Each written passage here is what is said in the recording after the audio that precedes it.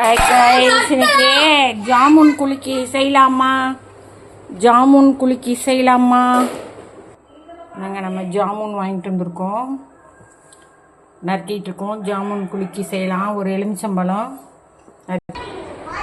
பிள்ளைங்கெல்லாம் ஜாமுன் சோடா கேட்குதுங்க, அதனால ஜாமுன் சோடா செய்கிறோம்.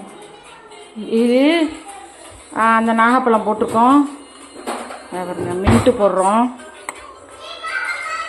சாட் மசாலா, லெமன் ஒரு மூடி சும்மா புளிஞ்சி விட்றோம். இதில் இருக்க எல்லாம் எடுத்துருக்கேன். லெமன் ஒரு மூடி புளிஞ்சி விட்றோம். ஆல்ரெடி உள்ளே மின்ட்டு போட்டிருக்கோம். மின்ட்டுனா புதினா போட்டிருக்கோம். ஒரு ஸ்பூன், 2 ஸ்பூன், சின்ன ஸ்பூனாக இருக்குது அதனால் 2 ஸ்பூன் போட்டுக்கிறோம். சாட் மசாலா ஒரு சிட்டிகை கொஞ்சோண்டு போட்டுக்கிறோம். போட்டுக்கிட்டு ஒரு க்ரஷ் பண்ணிக்கிறோம்.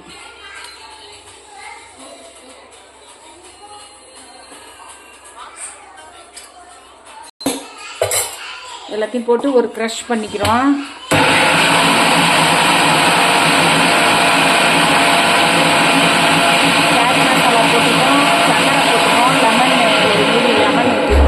புதினா போட்டிருக்கோம், நாகப்பழம் போட்டிருக்கோம், அரைச்சி எடுத்துக்கிட்டோம்.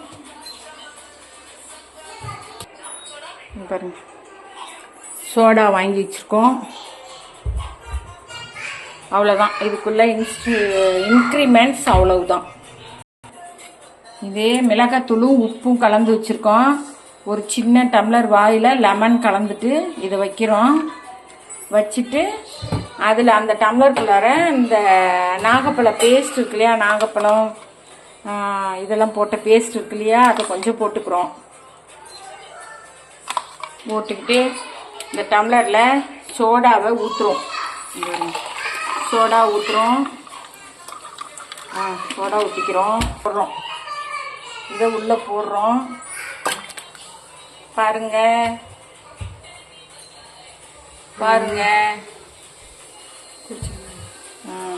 பார்த்தீங்களா, வருதா? பாருங்க, ஜாமுன், பேர் என்ன? ஜாமுன் குலுக்கி. பாருங்க, தெரியுதா? இந்த குடிச்சு பாரு, ஒன்று எடுக்கிறேன்.